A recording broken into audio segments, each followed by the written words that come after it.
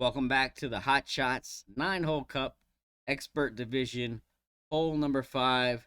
Here we're going to be using a luminary type ball and setting up for a grizzly rough bump.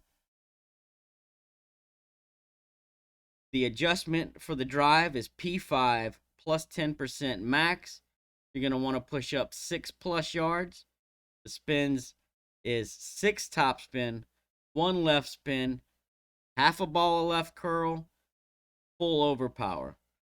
So let me take a picture real quick and I'll go over the starting positions for the different club levels.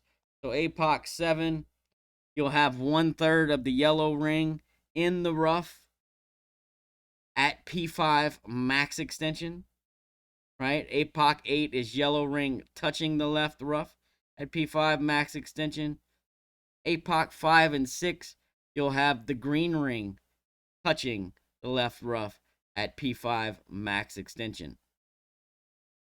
One note on this drive, if you adjust and you are not able to push up 6+ yards, say you only pull down to the 27 and you can only push up, 4+ yards. A couple of things you can do to alleviate that. You can add a half a bar top spin if you have it, or you can shift a half a ring to the right. All right, and because the rough line slopes down and to the right, moving your target a half a ring to the right will shorten up the bounce on the rough and should let you roll out of the rough. The idea here is to bounce twice on the fairway, third bounce clips the rough and rolls just out of the rough, roughly around 413, 414 on your drive. If you miss the rough and roll long, you can still play the shot. You'll just use the bullseye pin check instead of being in plus yards. If you clip the rough and roll out to 413, 414, you will be in plus yards when you set up. If for some reason you hit a bad great left, or you get a dead bounce and your drive stays in the rough, you can still reach the green. So don't worry. You can reach with a rough iron. You can play a backspin shot, try to catch the little funnel coming back toward the hole. The rough iron shot plays 0% at slider, using max backspin and try to eyeball it, lining up, with the ball guide going towards the hole, using backspin. Now, this shot is a little finicky, this grizzly rough bump, but this is set up for APOC 5 users.